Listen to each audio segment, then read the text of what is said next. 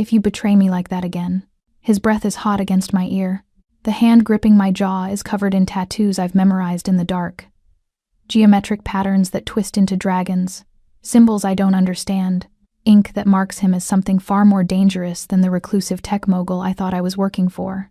I will forget that I love you, and I will remember that I am a monster. I shouldn't be pressed against this wall. Not at midnight. Not in a maid's uniform that felt professional yesterday but feels like a ridiculous costume now. The black dress, the white apron, it's all wrong. Everything is wrong. Thunder rolls through the estate, shaking the crystal fixtures overhead. Lightning strobes through the floor-to-ceiling windows, turning Cho Sung-min's face into something carved from shadow and violence. I came to this hallway because I heard something. A sound in the server room that didn't belong. I thought someone was breaking in. I thought I was protecting him. I was protecting him, but he doesn't see it that way. His other hand comes up, and I flinch. Not because I think he'll hit me, but because of what he's holding. My encrypted phone, the one I use for emergencies, the one that's supposed to be hidden in the air vent behind the third-floor guest bathroom. You think I don't know who you are? His voice is low, controlled, lethal. Nothing like the quiet kindness he showed me yesterday, when I brought him tea. When he smiled at me, when he touched my hand and held it a second too long. Sung-min, I can explain. Tina Collins. He says my name like it's evidence in a trial. Former intelligence operative. Codename, the Viper. Wanted by 3 agencies and 4 governments. His thumb brushes my jawline, a mockery of tenderness. You're very good at hiding. I'll give you that. My blood turns to ice. He knew the whole time. I wasn't. The words tangle in my throat because what can I say? That I came here to disappear, not to hurt him? That I took a job as his maid because I thought a reclusive billionaire's fortress estate was the perfect place to vanish? That I never expected to fall for him? You weren't what? He leans closer. The scent of his cologne, cedar and smoke, fills my lungs. You weren't sent to kill me? You weren't hired to infiltrate my home? You weren't the Viper? I was hired. The admission rips out of me, but not by whoever you think. I know exactly who hired you. His smile is brief and devastating. I did. The world tilts. What? He releases my jaw but doesn't step back. Instead, he pulls something from his jacket, a folder, worn and thick. He flips it open. Inside are surveillance photos. Of me. In Berlin. In Moscow. In Lagos. Places I've been. People I've eliminated. Operations I thought were buried. I hired the Viper 6 months ago, he says. His voice flat now. Mechanical. I put a contract out. Anonymous. Untraceable. $2 million to the assassin who could infiltrate this estate and put a bullet in the head of Cho Sung-min. I can't breathe. You hired someone to kill you? I hired the best. His eyes are dead when they meet mine. I hired you. The thunder comes again, closer this time. The storm is right on top of us. Why? The question comes out broken, because I couldn't do it myself. For the first time, something cracks in his composure. My code won't let me. My honor. My family. My legacy. I'm trapped in this life, Tina. So I found another way out. My father's conditioning didn't just forbid suicide. It redirected rebellion into obedience. Any attempt to dismantle the syndicate triggered punishment responses I couldn't override. Oh God. But then you did something I didn't plan for. He steps back finally, creating space I should be grateful for but somehow resent. You fell in love with me. My face burns. I didn't. Don't lie. The command is soft but absolute. I see the way you look at me, the way you find excuses to bring me things I don't need, the way you smile when I walk into a room. He runs a hand through his hair, disrupting the perfect styling. And the worst part? I fell in love with you too. The confession should feel like a gift. Instead, it feels like a grenade. That's why this, he holds up the burner phone, is such a problem. You intercepted the hit team I sent, the one that was supposed to finish what you refused to do. You saved my life, Tina. Again, because I love you. The words explode out of me. Because I don't care about the contract or the money or the contract you violated. His voice goes cold again. The job you failed to complete. Do you understand what you've done? By keeping me alive, you've trapped me here. Trapped us both. He moves suddenly, grabbing my wrist. Not rough, but firm. Unyielding. Where are we going? Somewhere we won't be interrupted. He starts walking, pulling me with him toward the back staircase. Because you and I are going to have a very long conversation about what happens next. Sung-min. And you're going to tell me the truth. He stops at the top of the stairs, turning to look at me with eyes that are equal parts desperate and dangerous. All of it. Starting with why the best assassin in the world is still here. Playing maid, when she could have disappeared months ago. Because of you, I want to say. Because somewhere between scrubbing floors and serving tea, between stolen glances and accidental touches, I stopped being the Viper and started being Tina, because I thought I found something worth staying for. But before I can answer, he's pulling me down the stairs into the darkness below, and I realize with horrible clarity that the man I love isn't just suicidal. He's the head of the Korean Mafia, and I just ruined his carefully constructed plan to die. Welcome back, my fierce hearts and midnight dreamers. Before we dive in, make sure you're subscribed, hit that like button, and tell me where you're watching from. I love seeing our little dark romance family stretch across cities, countries, and time zones. Every click, every comment, every bit of love you leave here helps us keep unraveling these dangerous love stories and high-stakes betrayals together. So find your quiet place, dim the lights, and get ready. Let's begin. 6 months ago, I was burning my passports in a Berlin apartment, watching my old life turn to ash. 3 aliases, 4 bank accounts, and a reputation that made intelligence agencies nervous. The Viper didn't exist anymore. She couldn't. Not after Lagos. Not after I watched my entire team get executed because someone sold us out. So, I became Tina Collins. Plain, forgettable. A girl who cleaned houses and kept her head down. I thought Cho Sung-min's estate would be my sanctuary, a fortress where I could disappear behind mop buckets and fresh linens. I thought he was just a reclusive tech billionaire with too much money and not enough friends. I was so stupidly wrong. The underground dojang smells like violence and old sweat. The mats beneath my feet are professional grade, the kind that absorb impact from bodies hitting hard. Soundproofing panels cover every wall, turning this space into a tomb where screams die before they're born. Sung-min shoves me forward. Not rough enough to hurt, but firm enough that I stumble, my maid's shoes slipping on the smooth surface. The door behind us closes with a pneumatic hiss. Sealed. No one upstairs will hear anything that happens down here. He moves past me to a weapons cabinet. My training kicks in automatically, cataloging exits, potential weapons, defensive positions. But my heart isn't in it. My heart is too busy breaking. Take off the apron. His voice is flat, emotionless. The voice of the Jade Emperor, not the man who smiled at me over morning coffee 3 days ago. Not the man who touched my hand when I brought him tea and held it just a second too long. My fingers shake as I untie the white fabric. It falls to the mat, a surrender flag I'm not ready to wave. He turns, and there's a gun in his hand. Not pointed at me, just held loosely at his side. Casual, like he's carrying a phone. The overhead lights catch the geometric patterns tattooed across his knuckles. Symbols I've memorized in stolen glances but never understood. Do you know why I built this room? He walks toward me slowly, each step deliberate. My father used to bring me here when I was 7. He'd say, "A man who can't handle pain can't lead." Then he'd break my fingers, one at a time, methodically, while explaining which business deals I'd failed to understand. Horror crawls up my spine. Sung-min, he was right, of course. He stops 3 feet away, close enough that I can see the exhaustion carved into his face, the shadows under his eyes that expensive concealer usually hides. I learned, I got better, smarter, harder. By the time I was 16, I stopped crying. By 18, I stopped feeling. That's not true. The words escape before I can stop them. I've seen you feel. When you read in the library. When you listen to music. When you look at me, something flickers across his face. Pain. Real and raw and devastating. Then it's gone. He holds out the gun. Handle first. Take it. No, that wasn't a request. His jaw tightens. You're the Viper. The woman who took out an entire security detail in Prague without firing a shot. The ghost who disappeared a weapons dealer in broad daylight in Cairo. You've killed 17 people that I know of. Probably more. 23. But I don't correct him. So take the gun, Tina, and finish what you were hired to do. I wasn't hired to kill you. I came here to hide. That's all.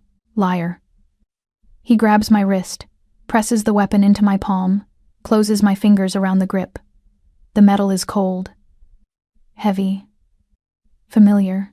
I paid $2 million to get you here. I researched every assassin in 3 continents. I chose you because you're the best. Because you don't miss. Because you're fast and clean and you don't leave witnesses. My heart hammers against my ribs. You're insane. Yes. He positions my arm, raising it until the barrel points at his forehead. His hand stays on mine, steadying it, guiding it. Probably. Does it matter? Why? The word breaks. Why would you want to die? Because I can't do it myself. His eyes meet mine, and for the first time since he cornered me in the hallway, I see past the Jade Emperor. I see the man underneath. The prisoner. My code forbids suicide. My honor. My legacy. The weight of my family name. I'm trapped inside all of it.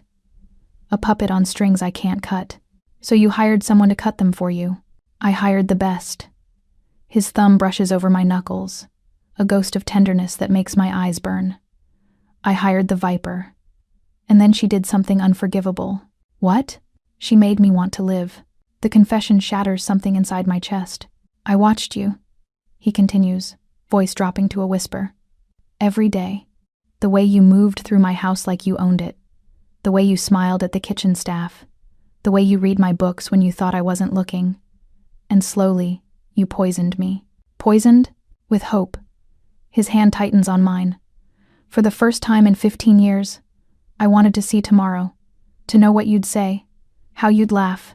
Whether you'd let me get close enough to touch you. His breath hitches. You ruined my perfect plan to die, Tina. You made me remember what it feels like to be human. Tears streak down my face. Hot. Unstoppable. But then you kept me alive again tonight. The hit team I sent. The ones who were supposed to finish this. You stopped them. You saved me. And now I'm trapped. Still breathing. Still suffering. Still caught in this life that's eating me alive. Good. The word comes out fierce. Angry. I'm glad you're alive. I'm glad I saved you. I'd do it again. Why? He sounds genuinely confused. You don't know me. The real me. You know the man I pretend to be upstairs. The polite employer. The quiet billionaire. You don't know the Jade Emperor. You don't know what I've done. Who I've hurt. The blood on these hands. He releases the gun, stepping back. So do it. End this. End me. The weapon feels like a curse in my hand. I could pull the trigger. It would be easy. 1 shot. Fulfill the contract. Walk away with $2 million and no witnesses. That's who the Viper is. That's what I was trained to do. But I'm not the Viper anymore. I reverse the grip and slam the gun's handle into his temple. Sung Min staggers, dropping to one knee. Blood wells from the gash above his eyebrow, streaming down his face. He looks up at me, shocked. And for a moment, I see something I've never seen in his eyes before. Relief. I fell in love with you, you idiot. I throw the gun across the room. It skitters into the corner, useless. Not with the Jade Emperor. Not with the contract. With you, the man who leaves books open on page 47 because that's where you fell asleep reading. The man who makes terrible coffee but drinks it anyway because the staff is watching. The man who plays piano at 2 a.m. when he thinks no one can hear. Tina, I don't care about your code. I don't care about your honor. I don't care about the $2 million. I'm shaking now. Fury and fear and love tangled so tight I can't separate them. You want to die? Too bad. I'm keeping you alive, whether you like it or not. He stares at me. Blood drips onto the mat between us, dark against the light gray. Then he breaks. It's not a small thing. Not a crack. It's a complete collapse. He folds forward, hands covering his face, and a sound rips from his throat that doesn't belong to the Jade Emperor. It belongs to a man who's been drowning for 15 years and finally broke the surface. I drop to my knees beside him, pulling his hands away. His face is wet, destroyed. I'm so tired, he whispers. I'm so tired of being him, of carrying this, of waking up every day and putting on the mask and pretending I'm not screaming inside. Then stop. I cup his face, forcing him to look at me. Stop pretending. Stop carrying it alone. Let me help you. You can't. But his hands come up, covering mine, holding them against his skin, like I'm the only thing keeping him anchored. You don't understand what you're asking. The world I live in doesn't allow weakness, doesn't allow love, doesn't allow... I kiss him. It's not gentle, not soft.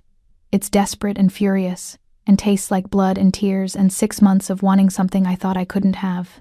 His mouth opens under mine, and the kiss turns into something more. Something that feels like drowning and breathing at the same time. His hands move to my waist, pulling me closer. The maid's uniform tears. I don't know if it's him or me or both of us. And suddenly there's skin on skin, heat on heat, and nothing between us but the truth we've both been running from. Tina. My name is a prayer in his mouth. A confession. I don't know how to do this. How to want something. How to keep something. Then learn. I pull back just enough to see his eyes. They're no longer cold, no longer dead. They're burning. Learn with me. The mat is unforgiving beneath us, but his hands are gentle, reverent, like he's touching something sacred, like he's afraid I'll disappear if he's not careful. He traces the line of my collarbone, the curve of my shoulder, the hollow of my throat, memorizing every inch with fingertips that have ended lives, but now shake with the effort of creating something instead of destroying it. You're so beautiful. The words sound like they're being torn out of him. I watched you every day and thought I was imagining it. The way the light catches your skin, the way you move, like water, like music, like everything I've ever wanted and never thought I could have. My dark skin is flushed with heat, my braids coming loose from their practical bun. I should feel vulnerable, exposed. Instead, I feel powerful, because this man, this dangerous, broken, beautiful man, is looking at me like I'm salvation and damnation wrapped in one package. Show me. I pull him closer, feeling the rapid hammer of his heart against mine. Show me you want to live. What happens next is not about bodies, it's about souls. Two people who've spent their entire lives in darkness finding light in each other. His mouth on my skin is worship. My hands in his hair are possession. Every touch, every breath, every moment is an affirmation. I'm alive. You're alive. We're alive together. The smell of gun oil fades, replaced by cedar and salt and something uniquely him. The cold steel of weapons gives way to the heat of skin. The underground tomb transforms into a sanctuary, and when we finally collapse together, tangled and trembling and wholly undone, he presses his forehead to mine and whispers 4 words that change everything. Don't let me go. Never. I hold him tighter, feeling his heart beat against mine in perfect synchronization. You're stuck with me now. He laughs. It's a broken, beautiful sound. The first real laugh I've ever heard from him. I hired the viper to kill me, he murmurs against my skin. Instead, she gave me a reason to live. The universe has a twisted sense of humor. The universe is an asshole. I kiss his scarred knuckles, the geometric ink, the evidence of a life lived in violence. But at least it brought you to me. His arms tighten around me.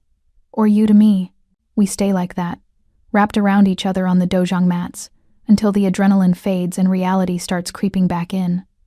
Outside this room, there's still a contract, still a syndicate, still a life he can't escape. But for now, in this moment, we're just 2 people who chose each other, who chose life over death, love over duty. It won't be enough, but it's a start. Morning light filters through silk curtains, turning Sungmin's bedroom into something from a dream. The bed beneath me is obscenely large, the sheets Egyptian cotton with a thread count I can't even calculate. Everything in this room whispers money and power and taste, except for the man beside me. He's asleep on his stomach, one arm thrown across my waist, his face peaceful in a way I've never seen it. The morning sun illuminates the tattoos covering his back, an intricate landscape of dragons and geometric patterns that flow like water from his shoulders to his spine. Each line is art, each symbol is a story I don't yet know. I trace one with my fingertip, a flower.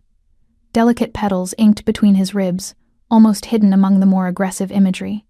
It's out of place, softer, newer. It's you. His voice is rough with sleep, but he doesn't open his eyes. What? The flower. He shifts slightly, his arm tightening around my waist. I had it done 3 months ago. After you brought me tea and stayed to argue about the book I was reading. You said the protagonist was an idiot for not seeing what was right in front of him. A smile ghosts across his lips. I realized you were talking about me. My heart does something complicated in my chest. You got a tattoo. For me. Before I ever touched you. He finally opens his eyes, and they're soft, warm, completely unguarded. I claimed you long before I had any right to. Sungmin. I know. He rolls onto his side, propping himself up on one elbow. I know it's insane. I know I hired you to kill me. I know everything about this is wrong, but I couldn't stop myself from marking my skin with evidence of you, from making permanent what I thought could only be temporary. I don't know what to say, what to feel. This man orchestrated his own death, but somewhere in the middle of his plan, he fell, just like I did. His free hand comes up, cupping my face with a gentleness that contradicts everything I know about the Jade Emperor. Last night, changed everything, I finish, or ruined everything. But he's smiling when he says it, a real smile. The kind that transforms his entire face from dangerous to devastatingly beautiful. I don't know how to protect you from what's coming. I don't need protection. Yes, you do. His thumb brushes my cheekbone. You don't know what you've done. By keeping me alive, by... He stops, searching for words. By making me want to live, you've made yourself a target. The people who control me, the shadow board, they don't allow distractions. They don't allow weakness. And you, Tina Collins, are both. Then we deal with them. You can't just deal with the shadow board. They're not a problem you can eliminate. They're a hydra. Cut off one head, 2 more grow back.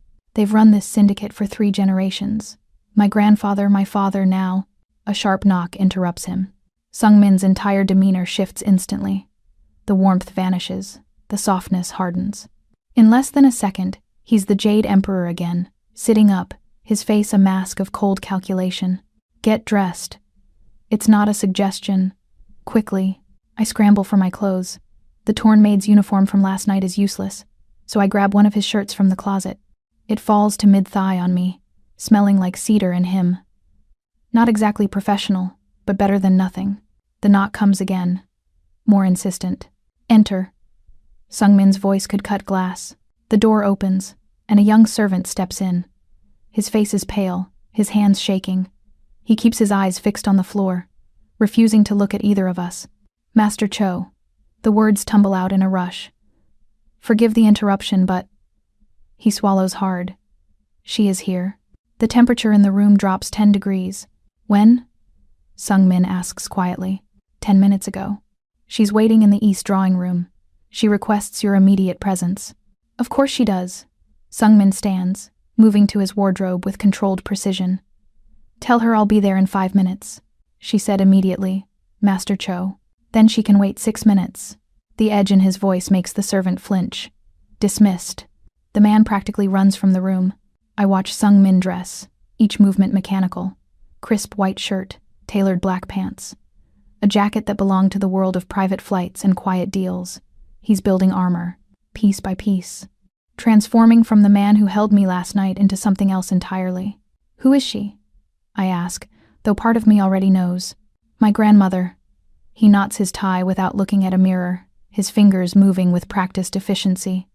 The real power behind the Jiang syndicate, the dragonhead. He pauses, meeting my eyes in the reflection of the window. The woman who will destroy you the moment she understands what you mean to me. Fear licks up my spine. Then don't let her understand. Too late for that. He turns to face me. The staff saw you leave the dojang with me last night. They saw you enter this room. They know. Which means she knows. He crosses to me, taking my face in his hands one more time. Listen to me carefully. When you see her, you will put on your uniform. You will serve tea. You will be invisible. Do not speak unless spoken to. Do not meet her eyes. Do not give her any reason to notice you. I'm not afraid of an old woman.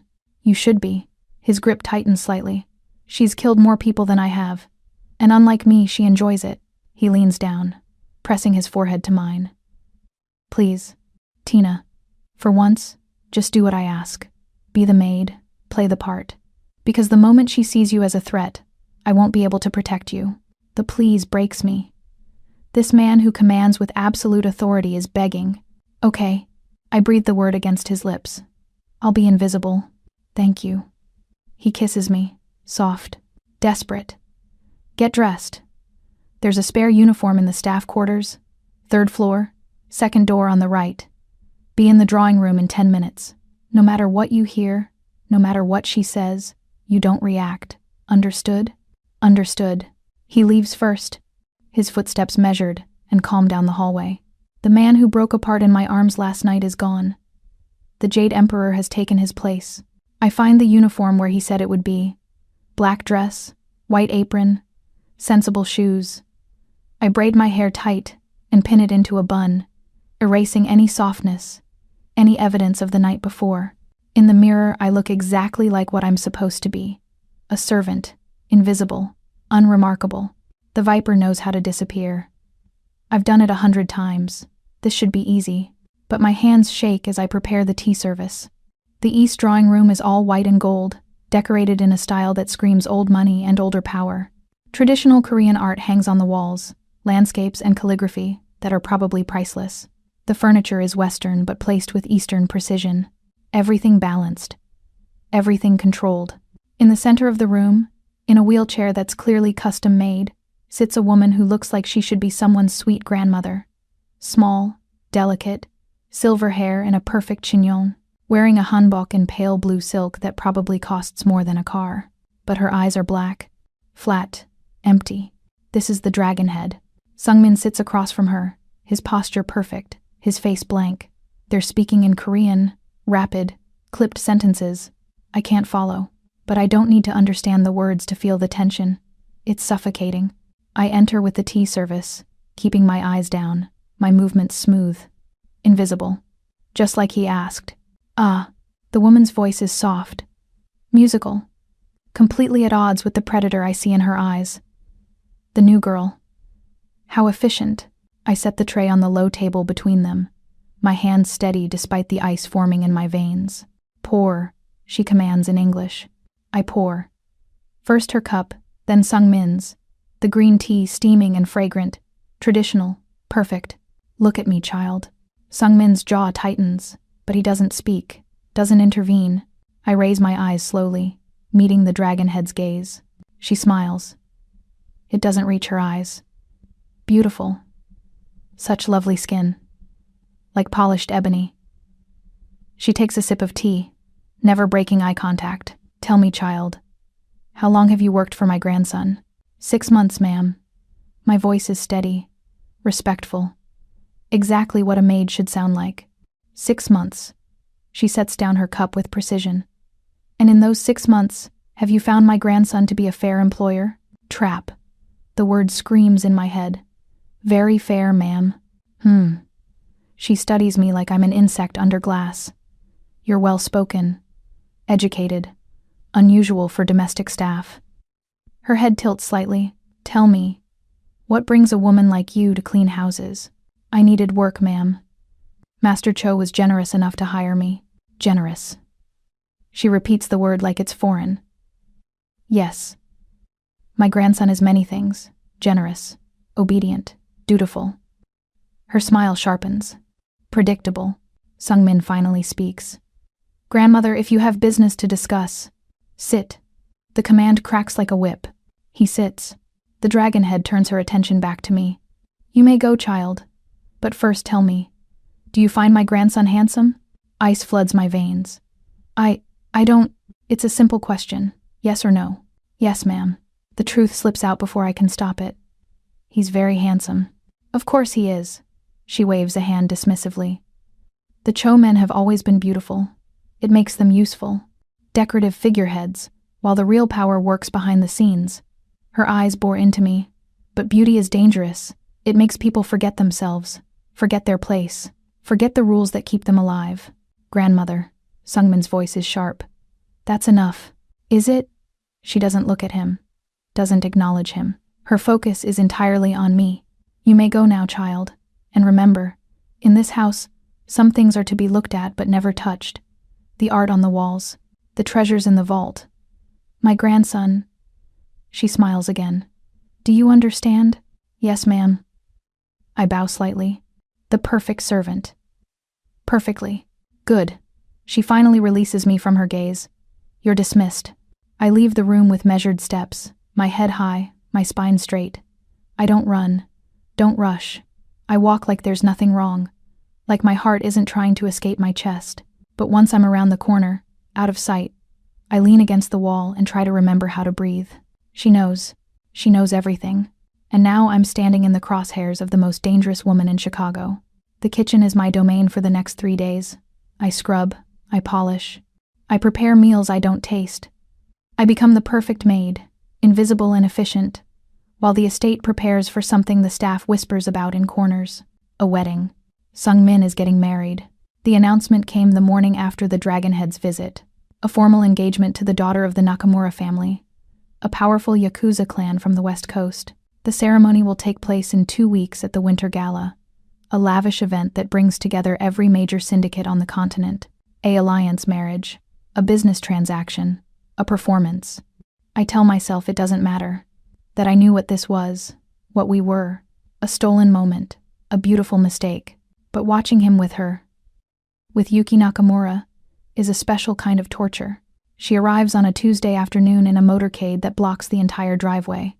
She's stunning in a way that makes my chest ache. Porcelain skin, perfect makeup, designer clothes priced beyond anything I ever made as the Viper. She moves through the estate like she already owns it, her voice light and musical, her laugh practiced and pretty. Everything I'm not. Sung-min is attentive but cold. He offers his arm, opens doors, smiles at appropriate moments. But I've seen his real smile. I know what warmth looks like in his eyes. This performance isn't it. It doesn't help. I serve them lunch on the terrace, set down plates of delicate Japanese cuisine prepared by the head chef. Pour wine, I'm told, costs more than a car. Disappear into the background while they discuss venue arrangements and guest lists and futures that don't include me. Yuki barely notices I exist. Sung-min doesn't look at me at all. It's better that way. Safer. But it still feels like dying. On the 4th day, I stop pretending this is sustainable.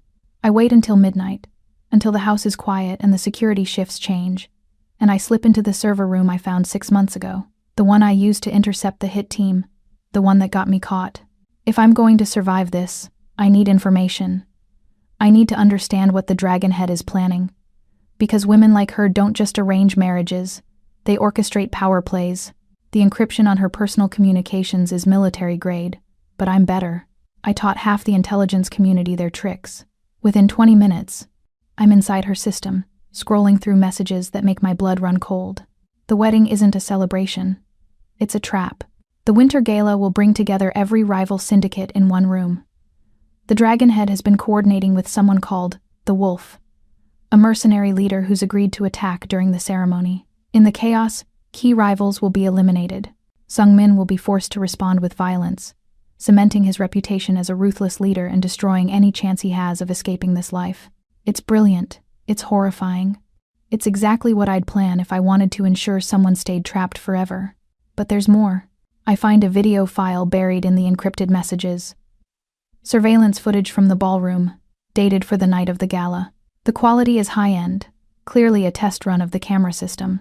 But what catches my attention is the figure on screen. A man, tall, broad-shouldered, military bearing.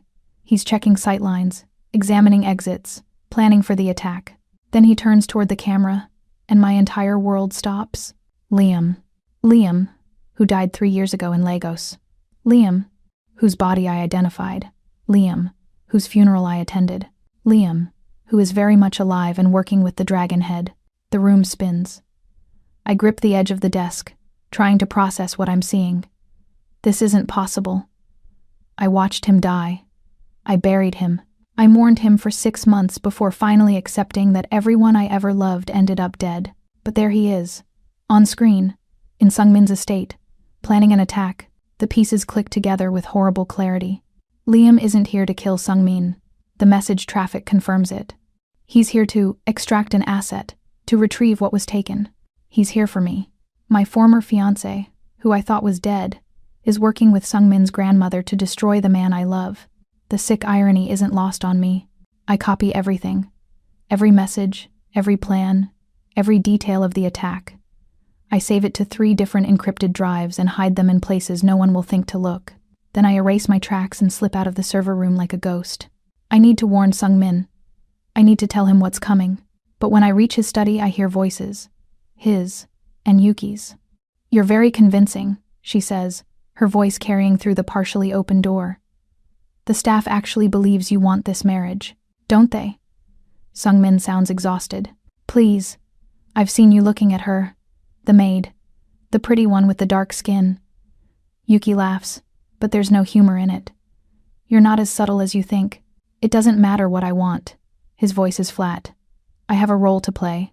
We both do. A pause. For what it's worth, I'm sorry. You seem like a decent man trapped in an indecent life. The story of the Cho family. At least after this, you'll be safe. My father's alliance will protect you from some of the more aggressive factions. Your grandmother will have what she wants. And I, Yuki's voice softens, will have a marriage of convenience with a man who won't demand anything I'm not willing to give. We're both prisoners then. Beautifully decorated prisoners in a gilded cage. She sighs. It could be worse. Yes, it could. I leave before I hear more. Before the knife in my chest twists any deeper. He's going through with it. Not because he wants to. Not because he loves her. But because he sees no other choice. The man who begged me not to let him go is letting go of himself, and I'm supposed to stand by and watch. 3 days before the wedding, everything falls apart. I'm in the security room. My third visit this week. When I intercept a new message. Not from the dragon head. From the wolf. Direct. Personal. Addressed to V. The Viper. I know you're there. I know you've been digging. Meet me at the North Gate at midnight, or I start killing staff to get your attention. We need to talk. L. My hands freeze on the keyboard. He knows I'm here. Has known the whole time. This entire thing. The wedding. The attack. The trap. It's not just about Sungmin. It's about me. I could ignore it. Could tell Sungmin. Could let security handle it. But if Liam starts killing people to get to me, innocent people will die. The kitchen staff who taught me their recipes. The housekeepers who included me in their gossip. The gardener who always saves the best flowers for the arrangements I make. I won't let them die because of me. So, at 11:45, I slip out of the estate. I bypass the security I've memorized. I make my way to the North Gate, where the cameras have convenient blind spots, and I wait. He appears at midnight exactly, stepping out of the shadows like he never left them. Liam looks older, harder. His blonde hair is cut military short, his face scarred in places that weren't scarred before. But it's him, unmistakably him. Hello, V. He smiles, and it's wrong. The smile I remember was warm. This one is calculated, cold. Miss me? You're dead. My voice is steady despite the chaos in my chest. Clearly not. He moves closer, and I see the tactical gear under his jacket, the weapons, the readiness. Surprised? Confused. I don't back away, don't show weakness. Lagos was staged. He shrugs. The agency needed a ghost. I needed out. It worked for everyone. Except me. I mourned you. I know. Something flickers in his eyes. I'm sorry for that. But it was necessary. You were getting too close to the truth. Too close to realizing what the agency really was. A front for criminal organizations. See? You figured it out anyway. He stops 5 feet away. You always were the smartest one in the room. Why are you here, Liam? To save you. He says it like it's obvious. You're in danger, V. The Jade Emperor. Sungmin. Whatever he calls himself. He's using you. The man is a sociopath. A killer. And you're just his latest obsession. You don't know him. I know his type. I've dealt with dozens of them. Men who think they can own people, control them, use them until they break. His voice hardens. I'm not letting him do that to you. I'm not a thing to be saved. No. You're the woman I loved. The woman I still love. And I'm getting you out of here before his psychotic grandmother decides you're a problem to eliminate. The confession should move me. Should mean something. It doesn't. Because I'm not the woman he loved anymore. I stopped being her the moment I fell for a man with dragon tattoos and sad eyes. I'm not leaving. The words are quiet. Certain. Liam's expression darkens. Tina. My name is Tina. Not V. Not the Viper. I'm done being that person. You'll never be done. It's who you are. What you are. He takes another step forward. You think you can play house with the Jade Emperor and somehow become normal? He's a monster. They all are. And the moment you're no longer useful, he'll discard you. Or worse. You're wrong. Am I? He pulls out a phone, pulling up a photo. This was taken 2 days ago. I look, and my heart shatters. It's Sung-min, with Yuki, in his study. She's crying. He's holding her, comforting her. She came to him, Liam says softly. Told him she doesn't want this marriage. That she's in love with someone else. And you know what he did? He promised to protect her secret, to give her a marriage of convenience where she could keep her lover on the side. He's using her, Tina. Just like he's using you. That's not. He's marrying her in 3 days. While you scrub his floors and serve his tea and pretend you don't exist? Is that the life you want? To be his secret? His side piece? The maid he fucks when his wife isn't looking? Stop. The word comes out strangled. I'm sorry. And he does sound sorry. Genuinely. But you need to hear this. You need to understand. This world doesn't allow happy endings. Not for people like us. The best we can do is survive. Together. He reaches out, and I let him take my hand. Because part of me, the part that's broken and bleeding and tired of fighting, wants to believe him. Wants to run. Wants to be somewhere safe where I don't have to watch the man I love marry someone else. Come with me, Liam whispers. Right now, I have a car waiting. We can be gone before sunrise. Start over. Be who we were supposed to be before all of this. I can't. You can. You just have to choose. Him or me. Prison or freedom. Death or life. I look at the estate behind me. At the lit windows. At the life I built in 6 months. At the man who's getting married in 3 days to save his skin. Okay, the word tastes like ash. Let's go. Liam's face lights up with relief. Thank you, God. Tina, thank you. You won't regret this. I promise. He leads me toward the shadows where a car is waiting. Away from the estate. Away from Sung-min. Away from everything. And with every step, I memorize the route, the timing, the blind spots. Because Liam's wrong about one thing. I'm not done being the Viper. I'm just getting started. The SUV smells like leather and gun oil. Liam drives with practiced efficiency, checking mirrors, taking random turns, ensuring we're not followed.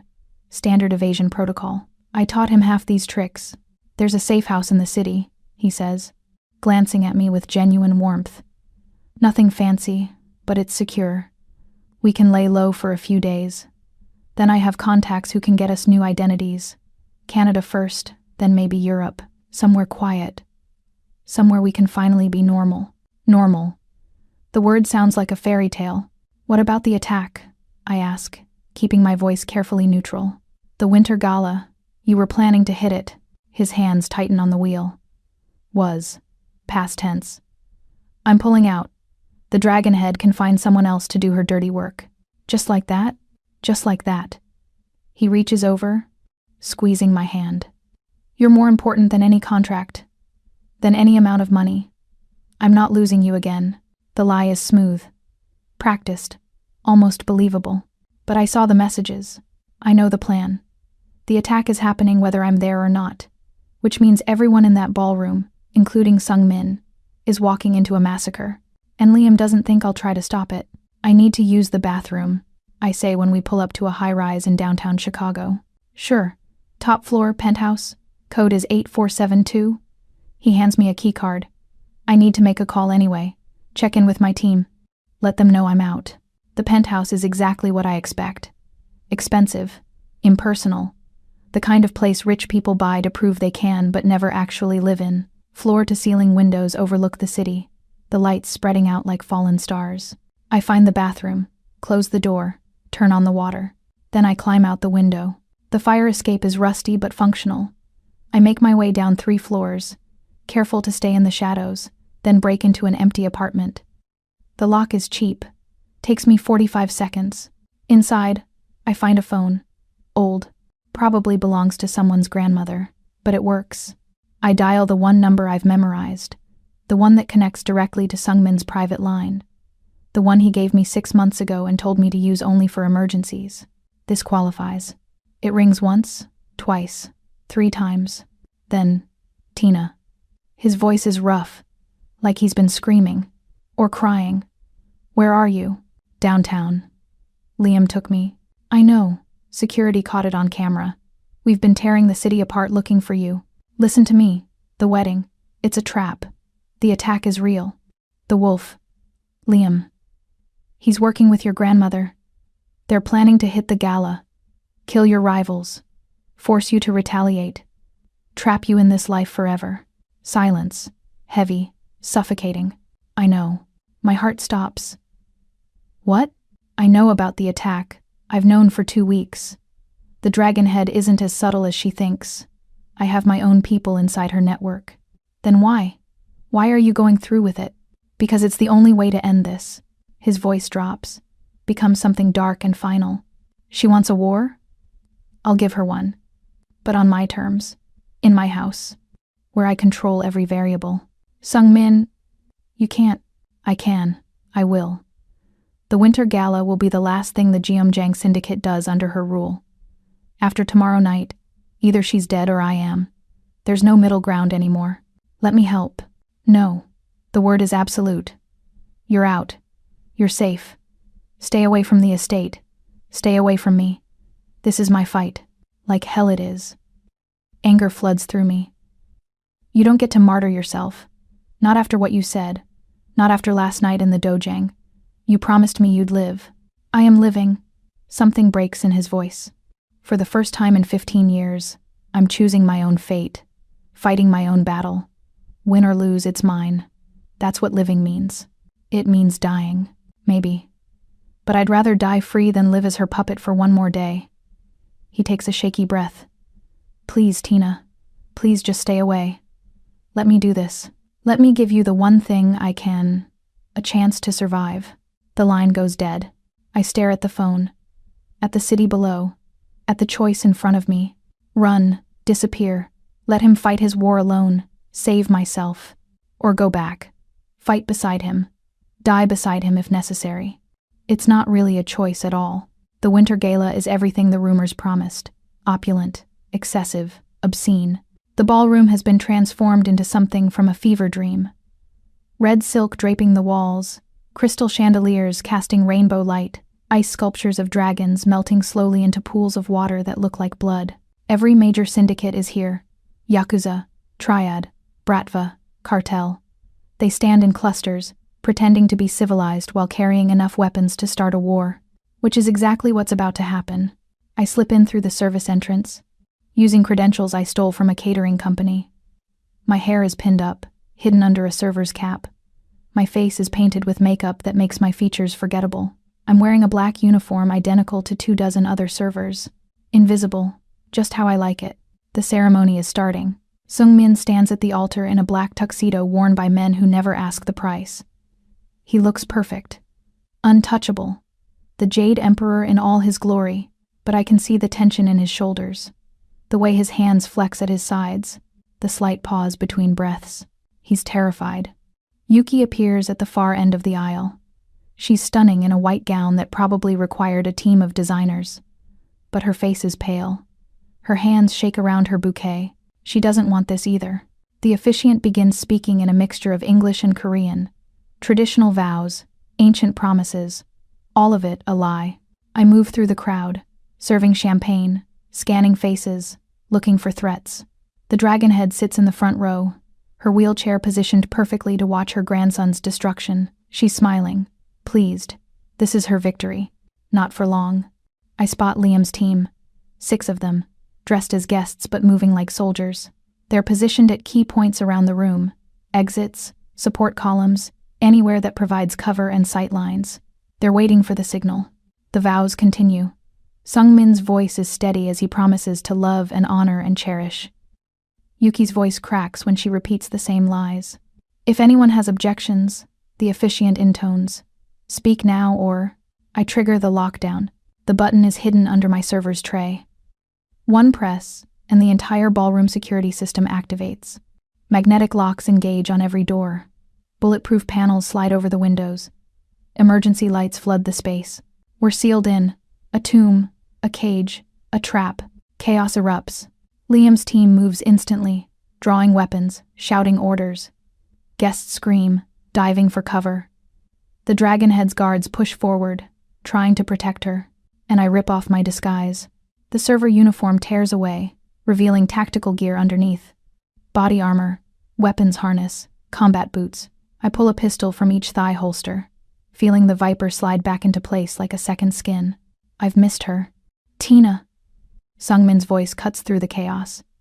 He's staring at me from the altar, his face a mixture of horror and fury and something that looks like love. What are you doing? Saving you. I fire twice, taking out 2 of Liam's men before they can target him. Again. Then Sungmin moves, and I realize he's been planning this all along. He reaches under the altar, pulling out weapons he hid there. 2 submachine guns, military grade. Illegal in every sense. He tosses one to Yuki. She catches it with practiced ease, her wedding gown billowing as she drops into a shooter's stance. About time, she mutters. This dress is uncomfortable as hell. They weren't victims. They were never victims. They were bait. Sungmin and Yuki move as a unit, back to back, cutting through the Dragonhead's guards with surgical precision. They're not trying to escape. They're advancing, fighting their way toward the front row. Toward her.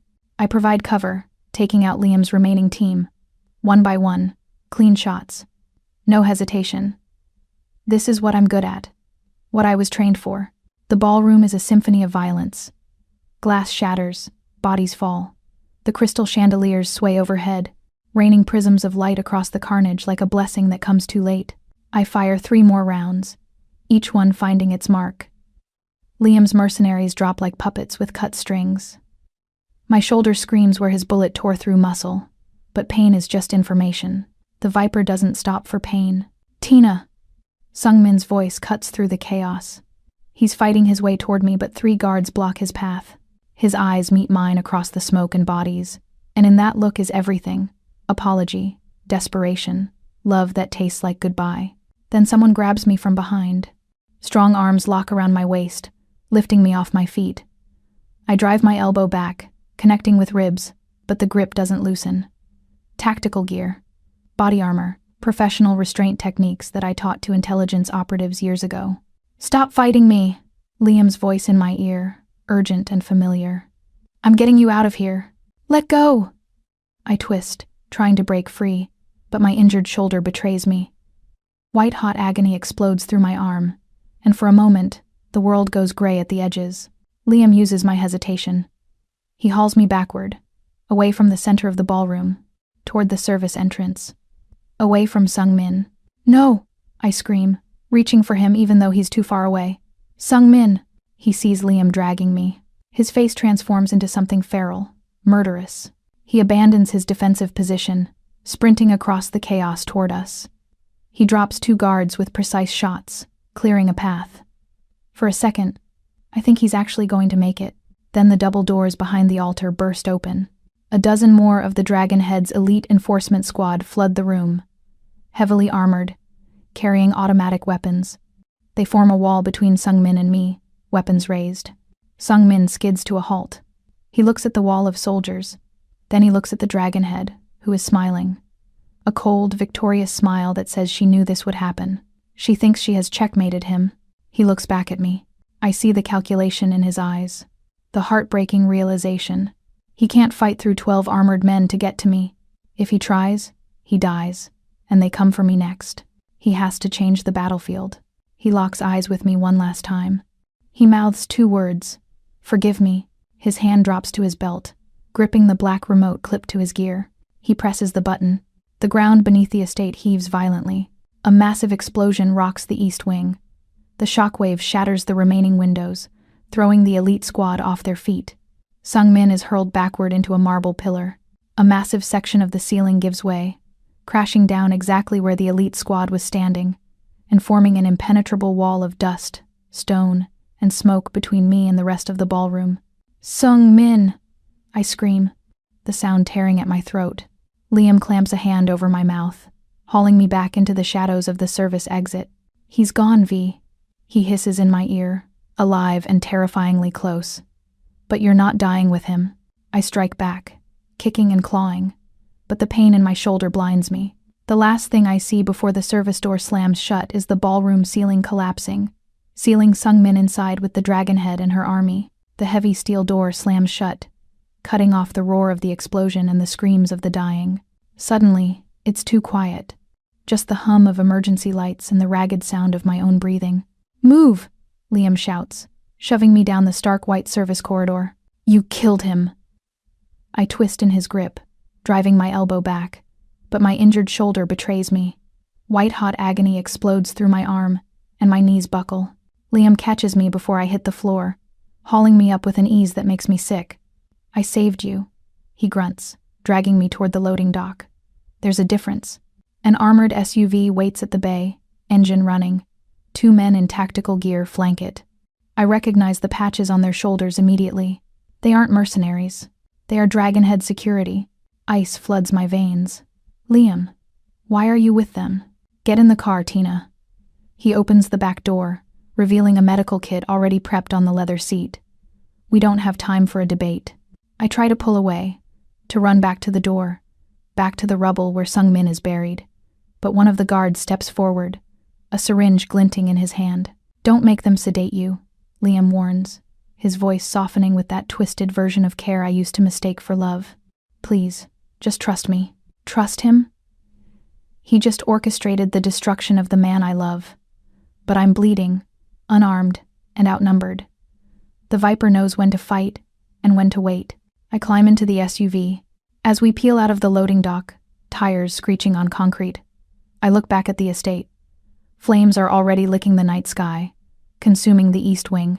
"He's alive," I tell myself, pressing my hand against my stomach. "He has to be alive. Let me see your shoulder." Liam reaches for me, but I pull away. "Don't touch me. You're bleeding everywhere." "Good." I press my hand against the wound, feeling warm blood seep between my fingers. "It'll make a trail. He'll find me." "Tina." Liam's voice softens. "He's not coming for you. He can't." My team confirmed the Dragonhead's personal guard pulled him from the rubble. He's in her custody now, probably wishing he had died in the collapse. The words hit me harder than a bullet. Captured. By the woman who wanted him dead. "You don't know him," I whisper. "He'll survive, maybe, but he won't come for you. He was using you, V. From the beginning." Liam pulls out his phone. "I didn't want to show you this, but you need to know the truth." He plays a video file. It's security footage, time-stamped from 2 hours ago. The location marker reads, "Dragonhead Private Office." On screen, Sungmin stands in front of the Dragonhead's desk. He's not in his wedding clothes yet. He's wearing tactical gear, armed. The Dragonhead sits in her wheelchair, and standing beside her, shaking her hand in what looks like agreement, is Sungmin. The audio is clear, crystal, damning. "The girl has served her purpose," the Dragonhead says in English, probably for the benefit of whoever is watching. "Once the wedding is complete and the rivals are eliminated, you'll dispose of her quietly. Make it look like an accident. The American authorities won't ask questions about a dead maid." Sungmin nods. His face is blank, cold. "The Jade Emperor, not the man who held me and promised he'd never let go." "And if she becomes problematic before then?" he asks. "Then handle it immediately." The Dragonhead's smile is sharp. "You've always been efficient with problems." "Grandson." "Understood." They discuss logistics, body disposal, cover stories, the best way to eliminate an intelligence operative without leaving evidence. They discuss killing me like I'm a line item on a business ledger. The video ends. I can't breathe, can't think, can't process what I just watched. But he told me on the phone he was fighting her. He said it was a war. Was that a lie too? Was everything a lie? Or, this is fake? I'm sorry. Liam's hand is gentle on my uninjured arm. "I'm so sorry you had to see that. But you needed to know the truth. He was using you. From the beginning. The contract, the romance, all of it. It was a game to him." "No." The word comes out broken. "That's not. He wouldn't. I have 3 more videos just like it." Liam pockets the phone. "All from the past week. All of him and his grandmother planning your death. The only reason you're alive right now is because I got to you first." Nausea rolls through me in waves. Not just from the shock. From something deeper. Something that's been building for weeks, and I've been too focused on survival to notice. I lean forward, pressing my forehead against the cool window. The city blurs past, lights smearing into watercolor streaks. My reflection looks like a ghost. Where are you taking me? My voice sounds distant, hollow. Somewhere safe. Liam starts cleaning my wound with practiced efficiency. I barely feel it. A penthouse downtown. Secure. Off the grid. You can rest. Heal. And then we'll get you somewhere far away from all of this. I don't want to run. I know. But sometimes running is the only way to survive. He applies pressure to stop the bleeding, and I wince. You taught me that, remember? Back in Berlin. You said the best operatives know when to fight and when to disappear. I did say that. A lifetime ago. When I was someone else. The SUV pulls into an underground garage. Expensive cars. Private security. The kind of building where questions aren't asked and money buys silence. Liam helps me out. I let him. Not because I trust him, but because I need time. Time to think. Time to plan. Time to figure out if what I saw in that video was real or manufactured. The elevator ride is silent, smooth. The kind that doesn't even feel like movement. We're ascending, but I feel like I'm falling. The penthouse doors open onto luxury that makes Sungmin's estate look modest. Floor-to-ceiling windows, modern art, furniture that looks like sculptures. Everything white and chrome and perfectly sterile. A prison dressed as paradise. The bathroom is through there. Liam points to a hallway. Take a shower, get cleaned up. I'll find you something to wear that isn't covered in blood. Liam, I turn to face him. The video, where did you get it? Does it matter? Yes, he sighs. The Dragonhead sent it to me 3 days ago, with instructions to extract you during the chaos of the wedding. She wanted you alive, Tina, not dead, at least not yet. Why? Because you're valuable. He moves closer, and I see the calculation in his eyes. You're the Viper, one of the best intelligence operatives in 3 continents. She wants to recruit you. Use your skills for the syndicate, and if you refuse, then she'll eliminate you. But she wanted to give you the option first, and you're helping her. I'm helping you. His hand comes up, cupping my face with a tenderness that makes my skin crawl. I never stopped loving you, Tina. Even when they told me you were dead. Even when I saw you with him. I've been working with the Dragonhead only because it was the fastest way to get close enough to save you. If I refuse? The question is automatic. Trained. His expression shifts. Something cold slides behind his eyes. Then I follow my orders. But I really hope you don't refuse. There it is. The truth beneath the rescue. The chain beneath the illusion of freedom. I'm not saved. I'm captured. I need to lie down. I step back, creating distance. I don't feel well. Of course. Concern floods his face. You've been through hell. Rest. We'll talk in the morning. He shows me to a bedroom that's all white silk and expensive sheets. The windows overlook the city, and in the distance, I can see smoke rising from the direction of the estate. Sungmin is still there, fighting, maybe dying. Or maybe he's fine. Maybe he planned this all along. Maybe I really was just a convenient tool that outlived its usefulness. Liam closes the door. I hear the lock engage from the outside. Definitely a prison. I move to the bathroom, catching my reflection in the mirror. Blood streaks my face. My maid's uniform is torn and ruined. My shoulder is wrapped in hasty bandages that are already seeping red. I look like I've been through war. I feel worse. The nausea hits again, stronger this time. I barely make it to the toilet before I'm sick, my stomach heaving, bringing up nothing because I haven't eaten since yesterday. When the spasms finally stop, I sit back on the cool tile floor, breathing hard. That's when it clicks. The nausea, the exhaustion, the emotional volatility that's been getting worse for weeks. I thought it was stress, trauma, the weight of living a double life. But it's not. I press my hand against my stomach, feeling nothing yet, but knowing with absolute certainty what's growing there. Sungmin's child. The timing is perfect. Or perfectly horrible, depending on perspective. 4 weeks since that night in the dojang. 4 weeks since we made love like the world was ending.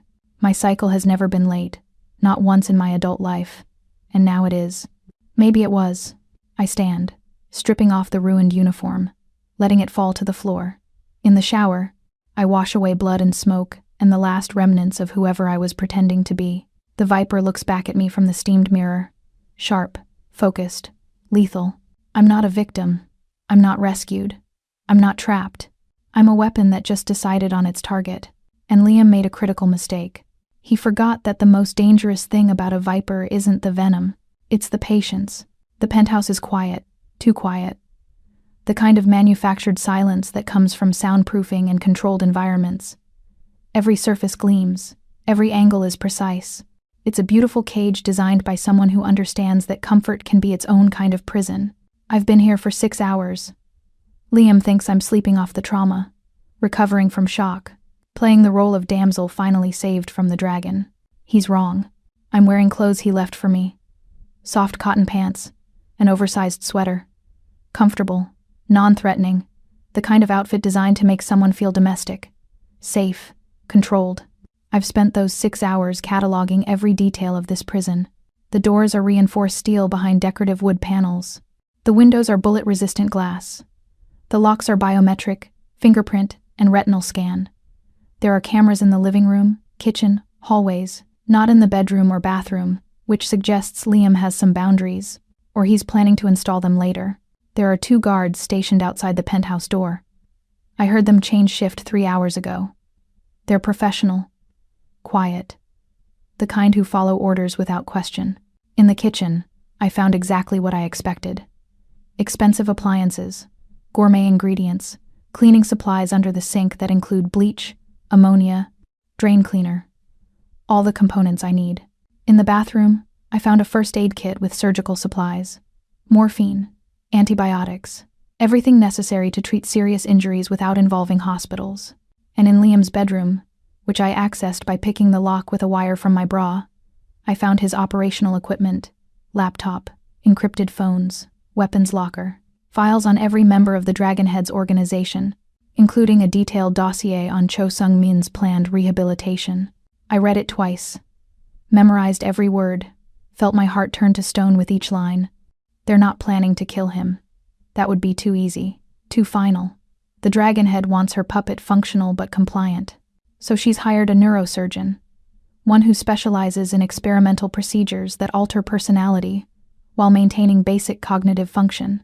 A medical lobotomy, precise, targeted, leaving him alive but erasing everything that makes him Sung-min. The procedure is scheduled for tomorrow, 8 in the morning, at a private medical facility in the industrial district. They're going to turn the man I love into a living ghost, unless I stop them. The bedroom door opens. Liam enters carrying a tray. Food, water, medication. You're awake. He smiles, setting the tray on the bedside table. How are you feeling? Like I've been shot. I keep my voice weak, tired. What time is it? Just after 2, in the morning. He sits on the edge of the bed, careful not to crowd me. You should eat something. Keep your strength up. I look at the food. Soup, bread, fruit, all things designed to be easy on a traumatized stomach. I'm not hungry. You need to eat, Tina. His hand reaches for mine, and I let him take it. You've been through hell. Your body needs fuel to heal. What I need is answers. I meet his eyes. That video, of Sung-min. Are you sure it was real? I had it verified by 3 different tech specialists. It's real. He squeezes my fingers. I know it's hard to accept, but you deserve the truth. What happens to him, now? The Dragonhead will keep him alive. He's still useful as a figurehead, but he'll be monitored, controlled. He won't be a threat anymore. Liam's expression softens with something that might be genuine pity. I'm sorry. I know you cared about him. Loved. The word tastes like ashes. I loved him. I know.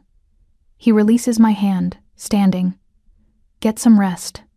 In a few days, when things settle, we'll leave the city. Start over somewhere new. Somewhere safe. Okay. I nod, playing broken. Thank you. For saving me. Always. He moves to the door, pausing. There's morphine in the bedside drawer. For the pain. Don't overdo it. Then he's gone. The lock engages. I'm alone again. I wait 30 minutes. Long enough for him to settle into whatever he's doing. Then I move. The morphine stays in the drawer.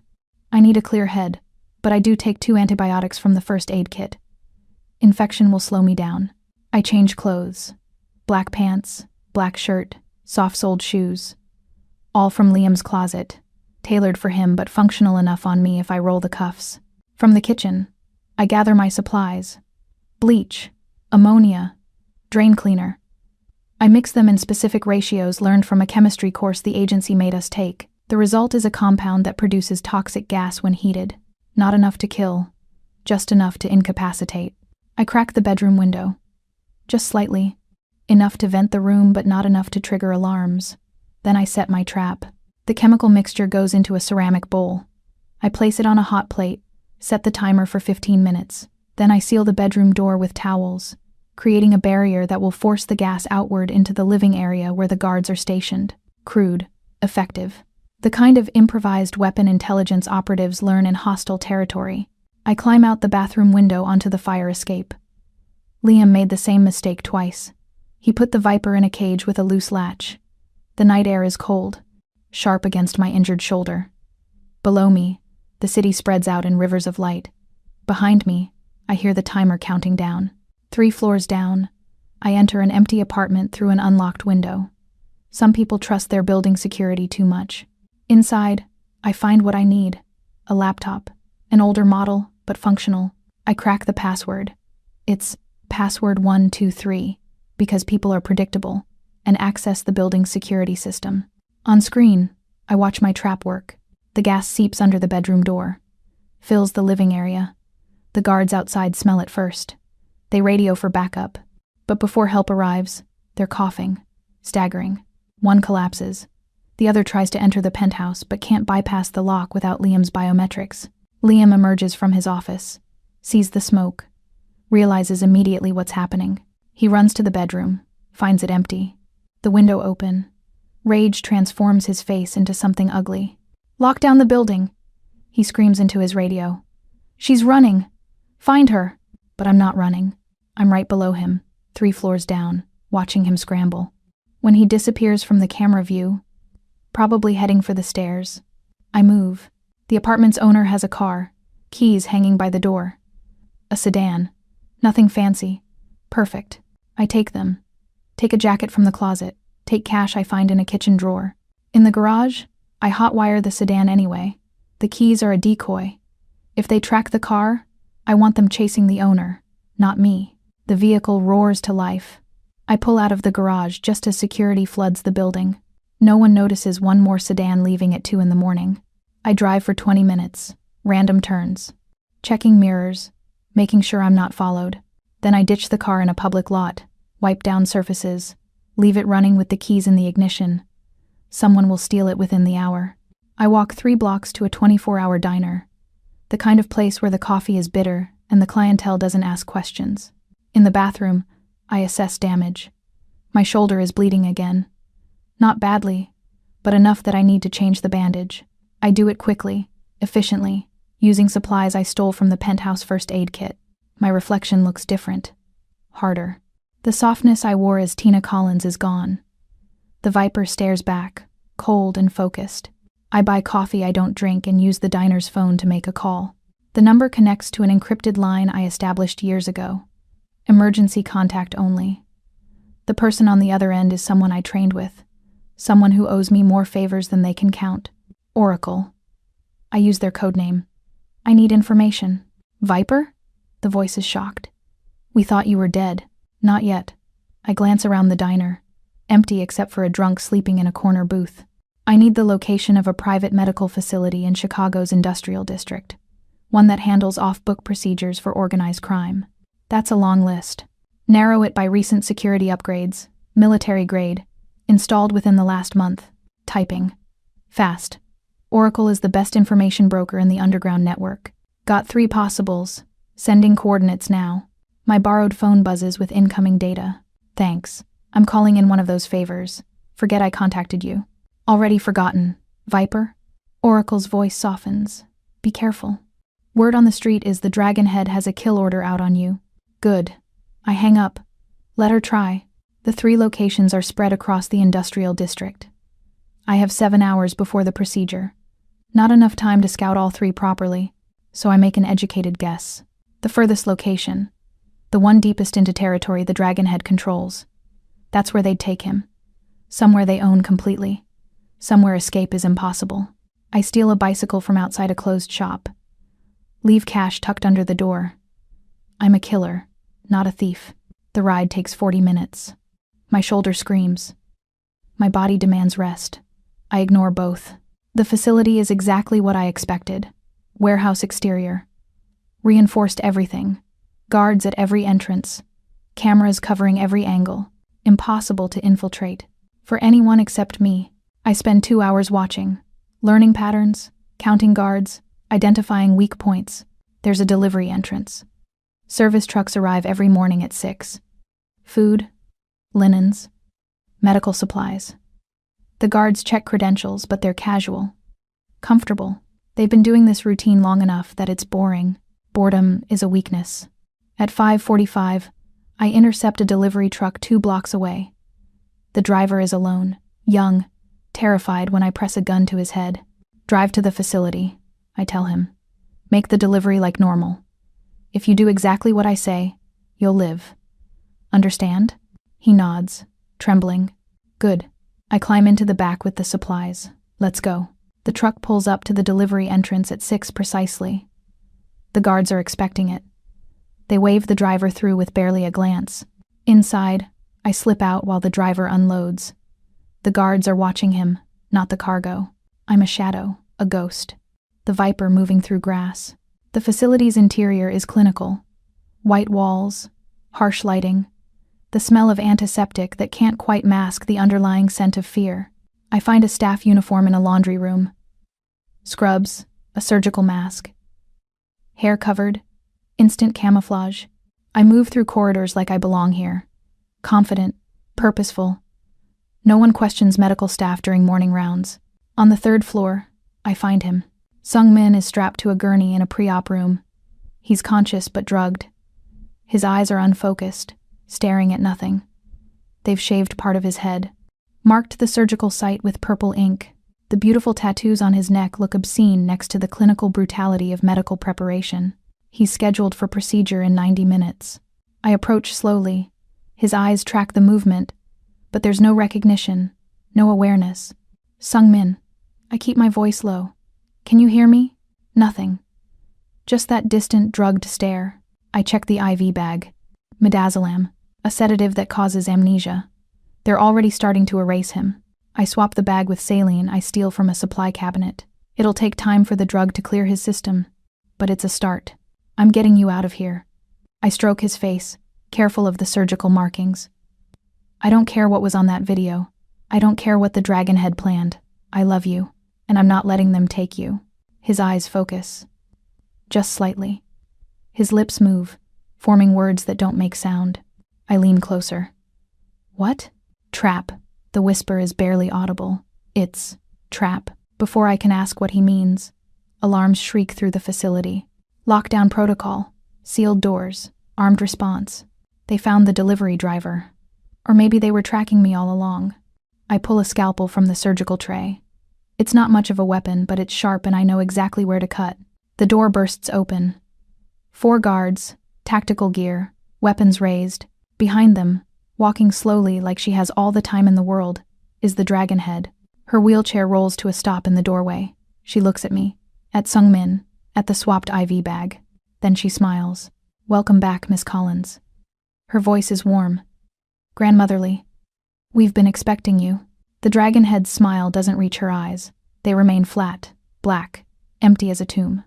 Did you really think, she says, her voice carrying the weight of decades of manipulation, that I didn't know you'd come for him? I position myself between her and Sung-min, the scalpel loose in my grip. 4 guards, 1 dragon head, 5 targets. The math is bad, but I've worked with worse odds.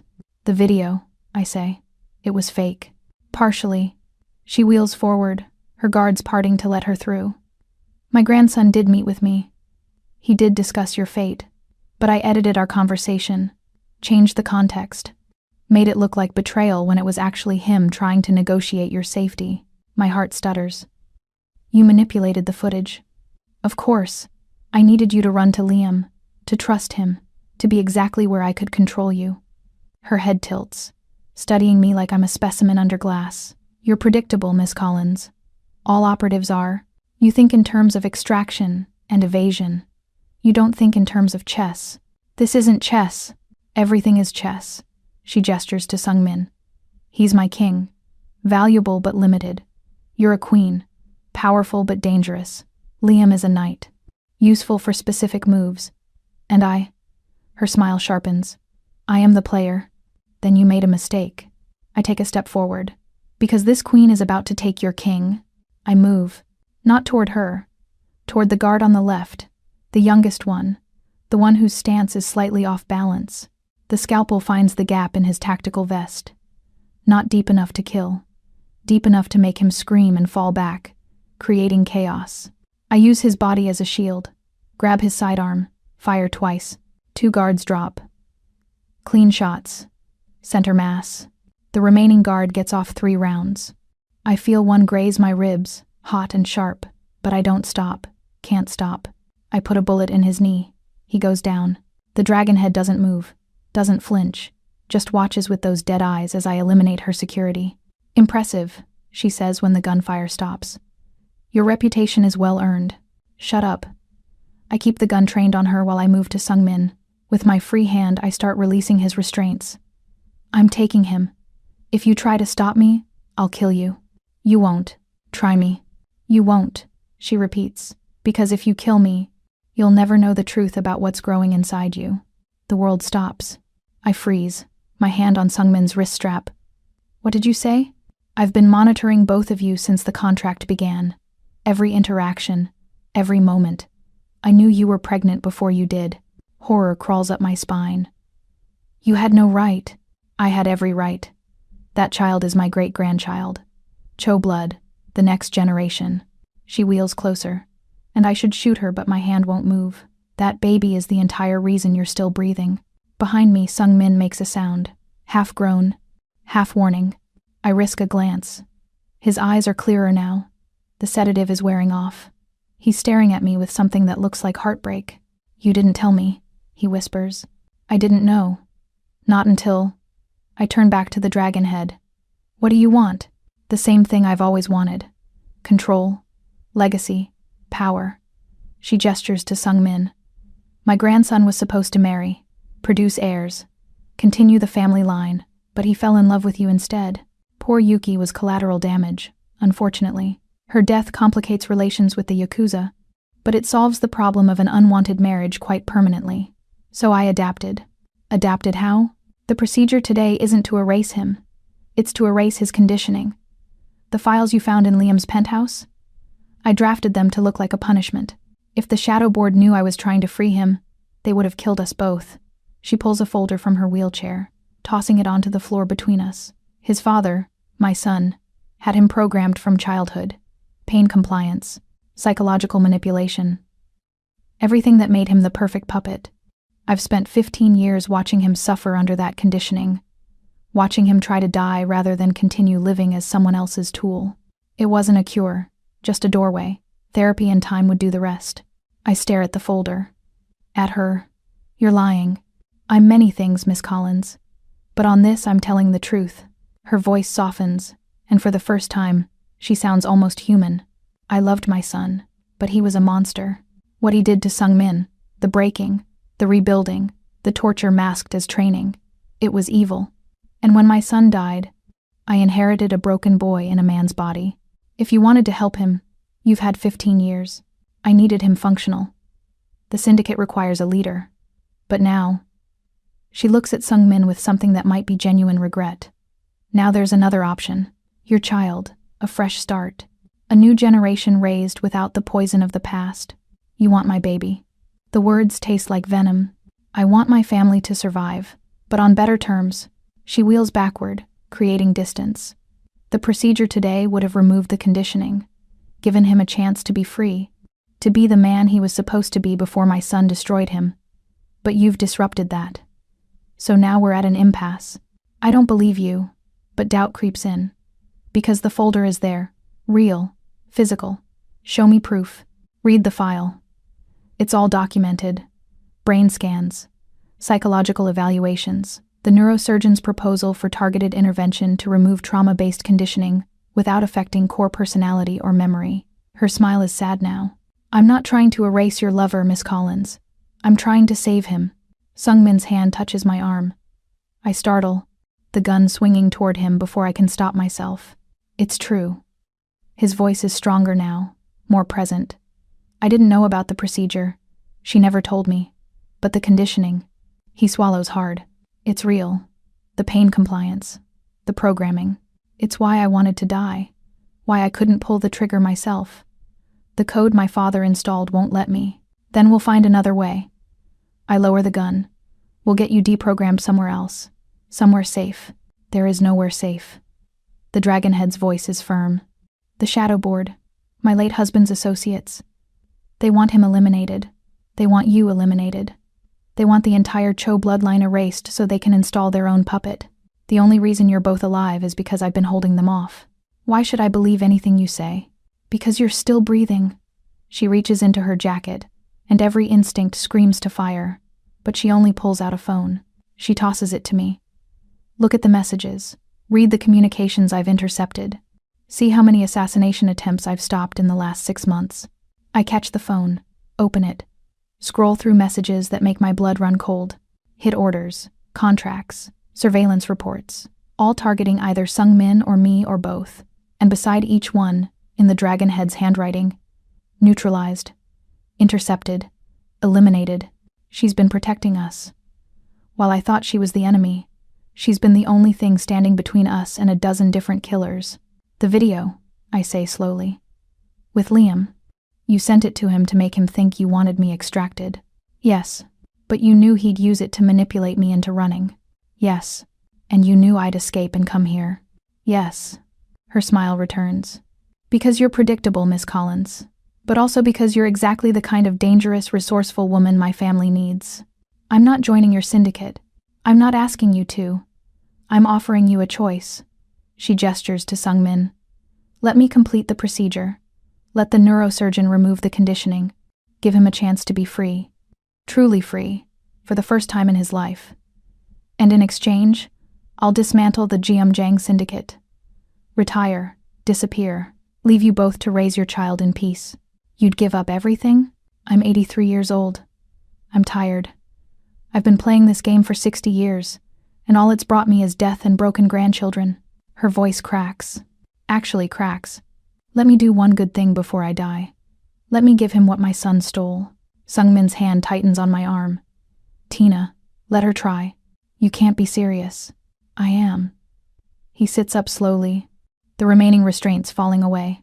I'm so tired of being broken, of fighting the code, of waking up every day and having to choose whether I'm going to survive the programming or give in to it. If there's a chance, any chance, to be free of it, I have to try. What if it goes wrong? What if she's lying? Then at least I tried. He takes my face in his hands. And if I die knowing you're carrying our child. That some part of me, the real me, continues. Tears burn my eyes. I can't lose you. You won't. He kisses my forehead. I'm harder to kill than I look. The Dragonhead clears her throat. The surgical team is standing by. The procedure takes 4 hours. I'll wait with you, Miss Collins. You can keep your gun trained on me the entire time.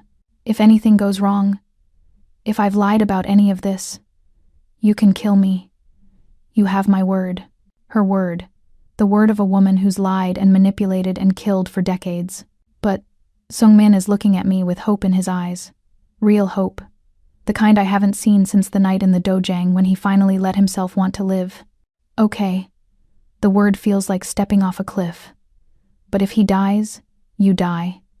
Slow, painful, I'll make sure of it. Understood. She wheels toward the door. Let's begin. The surgery suite is sterile, white, cold, everything I hate. Sung-min is prepped again. They shave more of his head. Mark new incision points.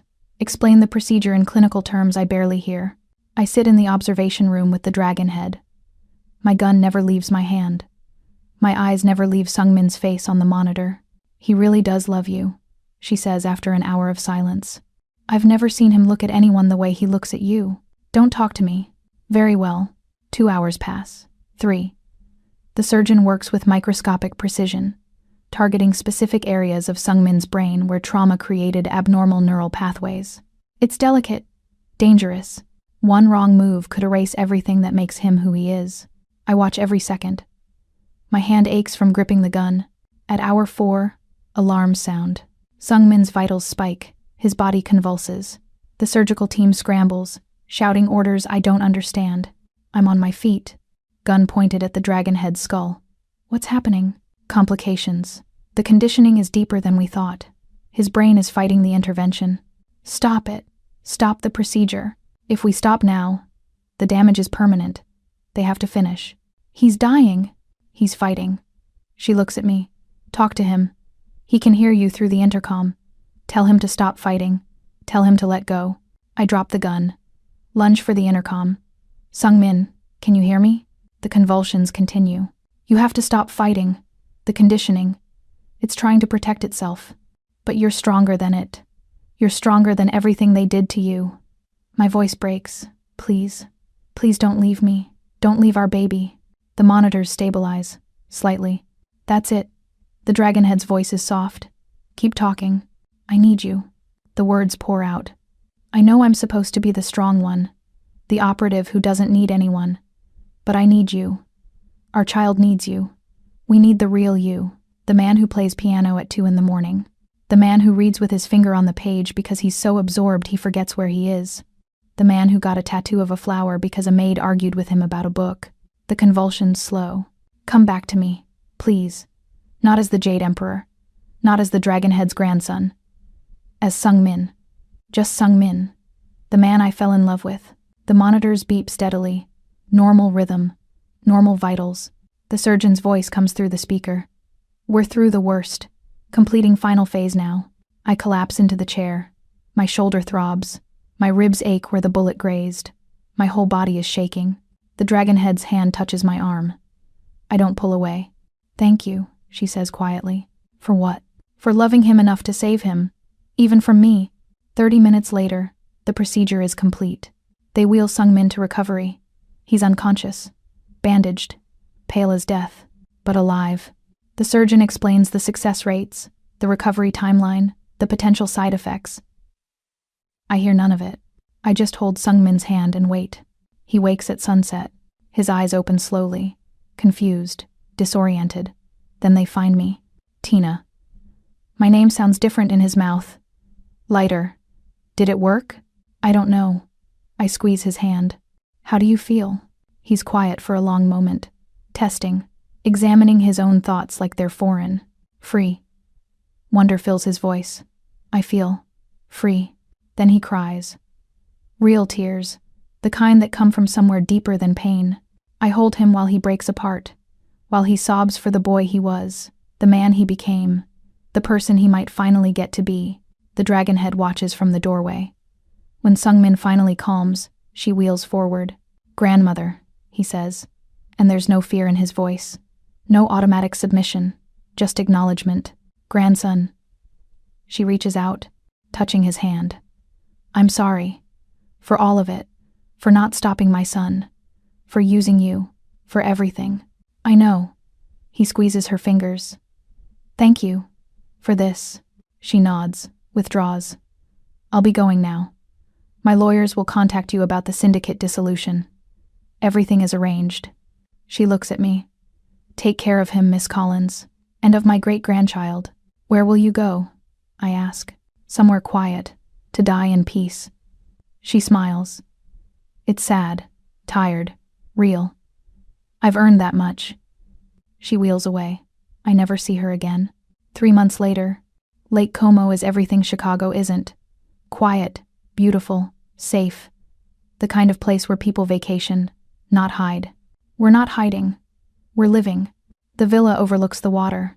It's smaller than Sungmin's estate. More intimate. We have one housekeeper who comes twice a week. A gardener who tends the flowers. No guards. No security systems. Just us. Well, almost just us. I place flowers on the small grave marker at the back of the property. White roses. Sungmin's favorite. The marker reads, Cho Sungmin, dragon, monster, man, beloved. It's fake, of course. He's not dead. But the world thinks he is. The estate explosion. The body that was supposedly recovered. The funeral that the remaining syndicate families attended. The dragonhead's final gift. Perfect. Complete erasure. Cho Sung-min is dead. We're just two people named Alex and Tina now. No family names. No legacy. No chains. You're going to wear yourself out. His voice comes from behind me. The doctor said to rest. The doctor says a lot of things. But I turn, smiling. I'm fine. He doesn't look like the Jade Emperor anymore. His hair has grown back, covering the surgical scars. He wears jeans and a simple shirt instead of tailored suits. The tattoos are still there. We decided to keep them, memories of who he was. But they look different on a man who smiles. He smiles a lot now. How are you feeling? I ask. It's a question we ask each other constantly. Checking, making sure the programming hasn't returned. That the conditioning is truly gone. Good. He moves to stand beside me, his hand finding mine naturally. I woke up this morning, and my first thought was, I wonder if Tina wants coffee. Not execute morning protocol. Not assess threats. Just coffee. That's progress. That's freedom. He looks at the grave marker. Do you ever regret it? Letting me die? Never. I lean into him. The man I love is very much alive. The world might not agree. The world can think what it wants. We stand there, watching the sunset paint the lake in shades of gold and rose. In the distance, I can see the village. Small lights beginning to glow. People living normal lives. We're not normal. We'll never be normal. We're two killers who chose love over duty. Two broken people who somehow found healing in each other. But that's enough. My hand moves to my stomach. The swell is visible now. Undeniable. Growing proof that something good can come from darkness. Have you thought about names? Sung-min asks. He asks this question every day. We still haven't decided. Nothing traditional. I'm firm on this. No family names. No legacy pressure. Just something beautiful. Luna, he suggests. If it's a girl, Luna Chen. No. I catch myself. Luna what? We don't have last names anymore. Luna Collins Park. He tries it out. Park is common enough. Won't draw attention. Luna Collins Park. I test the sound. I like it. And if it's a boy? Then you pick.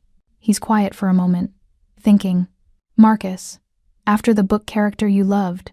The one we argued about. I remember that argument, 6 months ago.